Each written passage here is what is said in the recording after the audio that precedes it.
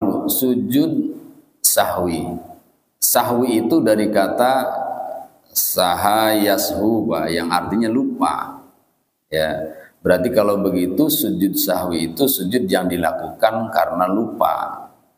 Ya, kata lupa itu ada dua dalam bahasa Arab. Yang keduanya adalah nasiyan sanasyan. Kapan lupa yang seperti apa? Dalam sholat kita melakukan ada 3 perbuatan. Perbuatan hati, perbuatan anggota badan, dan perbuatan lisan. Kan begitu Pak ya? Maka rukun sholat itu ada 3. Rukun sholat qauli, rukun sholat qalbi, rukun sholat fi'li. Nah, perbuatan 3 ini ada kalanya perbuatannya wajib, yaitu rukun, ada kalanya perbuatan sunnah, begitu. Nah, yang menyebabkan nanti kita sujud sahwi diantaranya sunnah ab'ad. Diantaranya sunnah ab'ad itu kalau kita rinci satu persatu, diantaranya adalah tahiyat awal, ya. Lalu membaca sholawat pada tahiyat awal, itu juga sunnah ab'ad. Lalu yang ketiganya adalah kunut subuh menurut mazhab Syafi'i, itu hukumnya sunnah ab'ad. Yang lainnya seperti baca iftitah, lalu ada baca surat, lalu ada baca rabbighfirli, baca subhana rabbiyal azim, subhana rabbiyal a'la, dan lain-lainnya, itu maksudnya sunnah hayat. Nah, sunnah hayat itu apabila kita tinggalkan sengaja atau tidak sengaja, maka tidak diharuskan melakukan sujud sahwi. Yang harus melakukan sujud sahwi itu bila yang ditinggalkan adalah sunnah ab'ad, yang 3 tadi itu Pak ya. Nah, yang keduanya karena meninggalkan rukun atau menambah rukun dengan tidak sengaja, ya. Menambah rukun atau meninggalkan rukun bila tidak sengaja, Pak. Karena kalau meninggalkan rukun, menambah rukun sengaja, batal sholatnya. Nah, rukun sholat makanya kita harus tahu, ya, dan itu sudah kita bahas rukun-rukun sholat, ya. Ada baca Fatihah, kalau bacaan nih, ada baca tahiyat, ada baca salam, ada baca sholawat saat tahiyat, itu bacaan-bacaan yang wajib dibaca saat sholat. Ya, yang lainnya, bacaan yang lainnya ya sunnah. Atau meninggalkan perbuatan dengan sengaja yang membatalkan sholat. Perbuatan itu misalnya tidak ruku, tidak sujud, nah itu sengaja kita tinggalkan, berarti membatalkan sholat. Nah, lalu yang mana yang tidak membatalkan sholat lalu sujud sahwi? Nah, begini Pak, apabila meninggalkan rukun-rukun tersebut dalam kondisi tidak sengaja, seperti seperti ini, sholat maghrib sudah dapat 3, tapi ini 2 apa 3, ini tahiyat awal apa tahiyat akhir, ragu, ya. Padahal sudah 3 aslinya Pak. Nah, ketika kita bangun lagi itu sebetulnya menambah rakaat kan? Menambah rakaat kan? Kalau menambahnya dengan sengaja Pak, berarti batal sholatnya. Tapi kalau menambahnya memang karena meyakinkan, ya tidak. Kan ada solusi begini. Apabila kita ragu dalam rakaat, pasti ada yang diyakini ketidakraguannya. Contoh, kalau kita sholat 3 rakaat, lalu di saat sudah dapat 3 nih, kita ragu di sini dapat 2 apa 3. Yang ragu 3 apa 2. Kalau 2 yakin tidak? Kalau 2 sih yakin, udah pasti ya 2. Nah, itu ambil yakin Pak. Ambil yakin berarti dapat 2 walaupun sudah dapat 3, enggak apa-apa kalau kejadiannya seperti itu, ya. Kecuali ada yang mengingatkan di belakang. Nah, baru kita ikuti peringatan itu. Berarti kita yang lupa, ya. Nah, ini kan sholat sendiri. Umumnya sholat sendiri Pak. Walaupun ada juga imam yang lupa kan umumnya, tapi sholat sendiri itu banyak lupanya. Makanya untuk menghindari banyak lupa itu kita disarankan, ya, dihimbau untuk selalu sholat berjamaah biar saling mengingatkan. Nah, jadi apabila ada keraguan, kata Nabi, ambil yang yakin. 2 apa 3? 2 apa 3? 3 apa 4? Yang yakin yang mana? Ya pasti 3 Pak, yang sedikit. Ambil 3, berarti tinggal tambahkan 1. Nah, sebetulnya batal itu Pak kalau tahu bahwa itu adalah melebihi rakaat. Tetapi, nah bila ada kejadian seperti ini, lalu kita tiba-tiba ingat bahwa ini lebih, lalu kembali ke tahiyat, ya, dengan peringatan imam, dengan peringatan makmum ataupun sendiri, kita kembali keyakinannya ke rakaat yang terakhir, maka balik lagi. Nah, saat itulah kita disunahkan sujud sahwi. Itu maksudnya Pak. Jadi apabila lupa meninggalkan atau menambah rukun sholat yang tidak disengaja, maka disunahkan melakukan sujud sahwi. Jadi ada 2. Yang pertama karena meninggalkan sunnah ab'ad, sengaja atau tidak sengaja, ya. Yang kedua karena meninggalkan atau menambahkan rukun dengan tidak sengaja. Nah, ada kejadian nih Pak, Nabi yang mengalami Pak, bukan kita. Kalau kita sih tidak dijadikan dasar, ya. Hadis riwayat Imam Bukhari dan Imam Muslim. Dari sahabat Abi Hurairah radhiyallahu an, kata beliau, shalla bina Rasulullah sallallahu alaihi wasallam. Nabi sholat bersama kami, kata beliau. Ya, ihda sholatail isya asyi imma zuhra wa immal asra. Tapi saya lupa sholat asar apa sholat duhur. Kata beliau begitu. Wasallama fi rakaatain. Lalu Nabi ketika dapat 2 rakaat salam. Assalamualaikum. Assalamualaikum.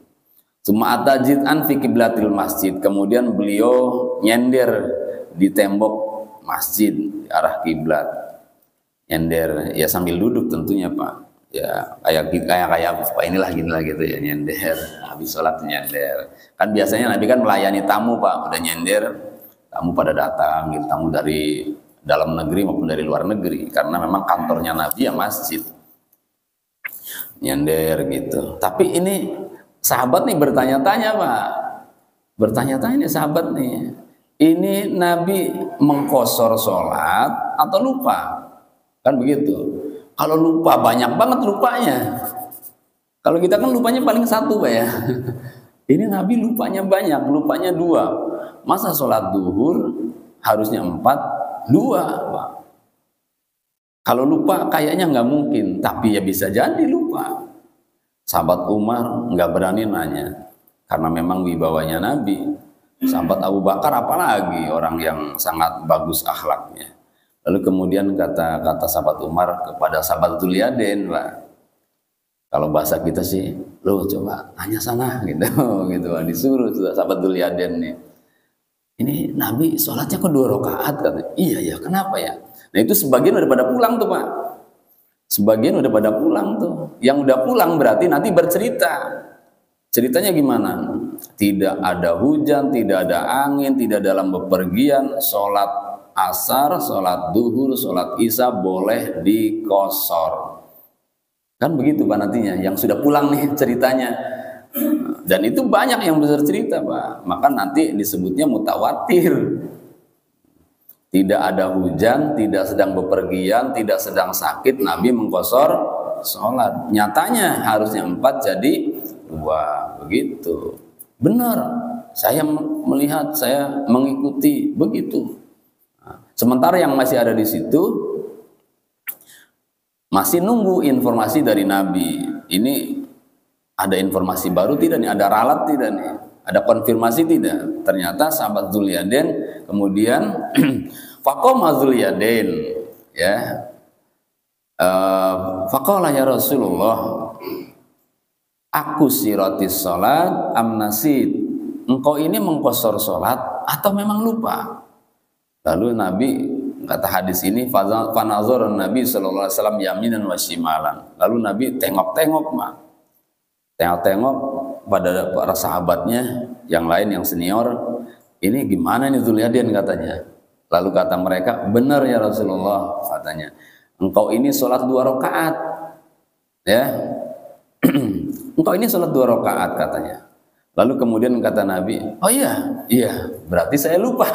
Kalau begitu ayo kita sholat, tambahkan sholatnya 2 rakaat lagi Pak, tinggal takbir saja.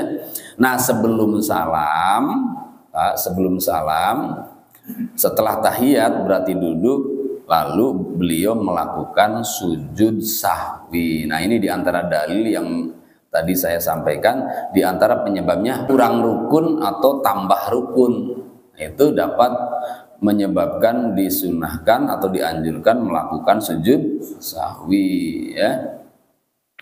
Nah jadi udah ngobrolnya yang penting sedikit Pak, itu nggak apa-apa, dilanjut sholatnya, tambahannya yang kurangnya, apalagi cuma 1 rakaat ya, 2 rakaat saja masih bisa ditambah, apalagi hanya 1 rakaat. Kita nih misalnya nih udah salam nih, jadi makmum Pak, salam, tapi ragu nih karena waktu ikut itu rasanya kok di rakaat pertama, tapi bisa mungkin rakaat kedua, karena waktu kita datang Pak, imam sudah baca surat, nggak tahu takbiratul ihramnya, imam sudah baca surat. Begitu selesai, hampir selesai, kita tanda tanya, ini rakaat saya kurang apa tidak ya? Pernah nggak ngalamin gitu Pak? Pernah. Ini kurang apa tidak gitu ya? Rasanya kok nggak kurang. Namanya kita kalau sholat kan bisa kemana-mana Pak ya. Fisiknya sih di masjid, tapi akalnya kadang ke warung, ke hutang, ketagihan, ke istri yang sedang cemberut mulu, ke anak yang susah diatur. Nah saat itu kita salam ikut Pak, ikut salam nih. Assalamualaikum warahmatullahi wabarakatuh. Nanya ke sebelah Pak, saya kurang nggak ya? Nggak apa-apa gitu Pak, nggak apa-apa. Nanya, saya kurang nggak ya? Oh Bapak kurang 1, tinggal takbir aja, Allahu Akbar gitu. Daripada ragu, ya nanti di akhir sebelum salam tinggal tambahin sujud sahwi. Loh, ilmu gitu tuh Pak. Ya, jangan selamanya was-was, ragu, yakinkan dengan cara seperti itu. Nanya sebelahnya. Kalau datangnya bareng, ya nggak usah ragu, kita ikuti aja. Tunggu dia, salam apa enggak? Kalau dia salam berarti ikut salam kan gitu, untuk meyakinkan. Kalau dia berdiri berarti ikut berdiri. Nah, masalahnya kita tuh datangnya belakangan yang nggak ada temannya. Ya. Dan saat itu kita lupa rakaat keberapa kita ini. Apa ikut bersama imam di rakaat pertama atau di rakaat kedua. Nah caranya begitu Pak, kita boleh kalau begitu nanya ke tetangga sebelah untuk meyakinkan ya. Atau kita putuskan, dah tambahin 1 lagi deh, saya ragunya sih yang ini nih, yang ketiganya apa yang keempatnya. Jadi kalau gitu tambahin, hilangkan keraguannya, ambil keyakinannya ya.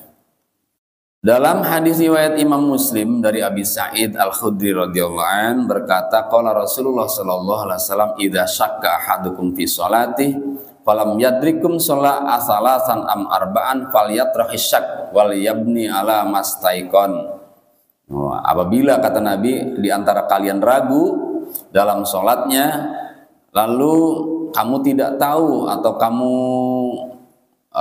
tidak ngerti di rakaat berapa saat itu, rakaat ketiga atau keempat, falyatrahis syak, maka tinggalkan keraguan, wal yabni ala mastaikon, dan ambil yang kamu yakini.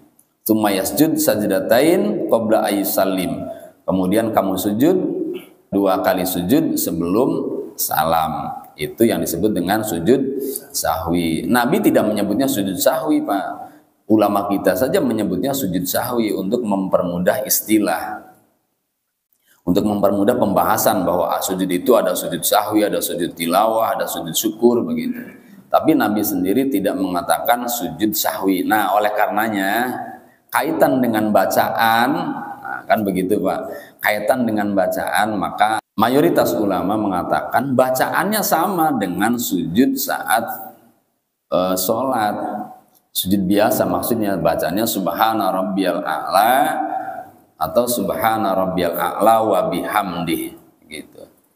Adapun ada ulama yang menganjurkan subhana man la yanamu wa la yashu, itu bukan anjuran Pak, hanya mengatakan yang pantas dibaca sebetulnya kalimat itu yang pantas Pak. Seperti Imam Ibnu Hajar, Imam Rafi'i mengatakan seperti itu.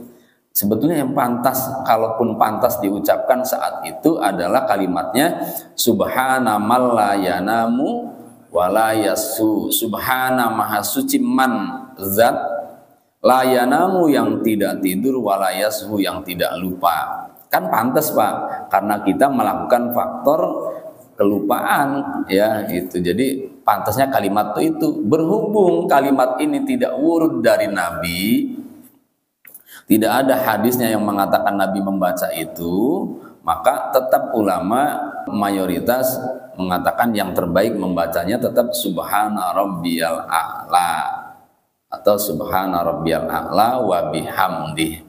Walaupun itu kita sebut namanya sujud sahwi.